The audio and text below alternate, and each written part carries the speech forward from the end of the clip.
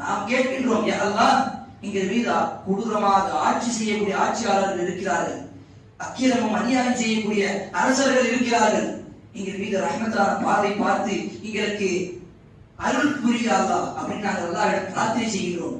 ஆனால் நாங்கள் அல்லாஹ்வுடைய பேச்சை எத்தனை முறை கேட்டிருப்போம்? அல்லாஹ் நம்முடைய பேச்சை கேட்க வேண்டும், அல்லாஹ் நம்முடைய துஆக்களை ஏற்றுக்கொள்ள வேண்டும், அல்லாஹ் நம்முடைய பிரார்த்தனை அங்கீகரிக்க வேண்டும் என்று சொல்லி நமக்கு ஆசை இருக்கிறது. ஆனால் அல்லாஹ்வுடைய பேச்சை நாங்கள் எத்தனை முறை கேட்டிருப்போம்? கடமையான விஷயங்களை எத்தனை முறை நாங்கள் விட்டிருப்போம்? அல்லாஹ் கடமையாக்கி இந்த தொழுகை, இந்த குர்ஆன், இந்த ஜகாத், இதெல்லாம் நாங்கள் சாதாரணமாக இதோ 5-10 ரூபாய் தொலைச்சு மாதிரி தொழுகை விட்டுட்டு போறோம். சுப்ஹானல்லாஹ். அப்ப இப்படிப்பட்ட நிலைமையில் இருக்கும் பொழுது எப்படி அல்லாஹ் நம்முடைய இபாதத்துகளை, எப்படி அல்லாஹ் நம் மீது அந்த ரஹ்மத்தை நம்முடைய இந்த வாழ்க்கையில், இந்த சமுதாயத்தில் கொடுப்பான்?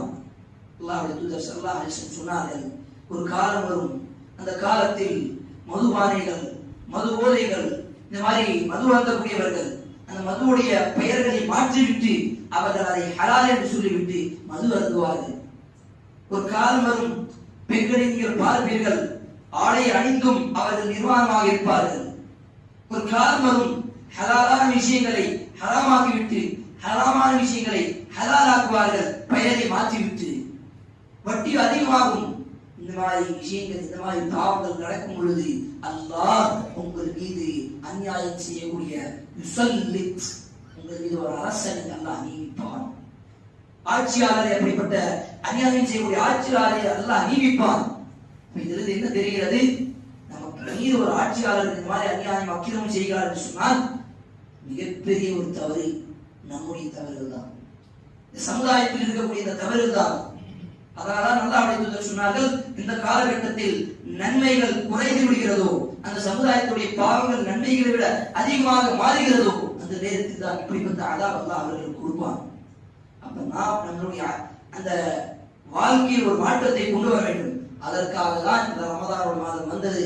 ஆனால் இந்த ரமதானுடைய மாதத்தையும் நாங்கள் சரியாக பயன்படுத்தாமல் அப்படியே புறக்கணித்து, இந்த ரமதானுடைய மாதத்தில் நமக்கு எவ்வளவு நன்மைகள் செய்யக்கூடிய ஒரு வாய்ப்பு கிடைத்தது, ஆனால் அதை நாங்கள் சரியாக பயன்படுத்தவில்லை.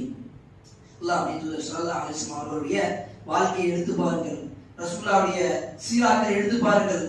அல்லாஹ்வுடைய தூதர் கடைசி நாட்களில், கடைசி 10 இரவில், இந்த லைலத்துல் கத்ர் சொல்லக்கூடிய அந்த இரவில் அல்லாஹ்வுடைய தூதர் காற்றுடைய வேகத்தை போல, காற்று வீசும் வேகத்தை போல அல்லாஹ்வுடைய தூதர் அமல்களை செய்வார்கள், தான தர்மங்களை செய்வார்கள்.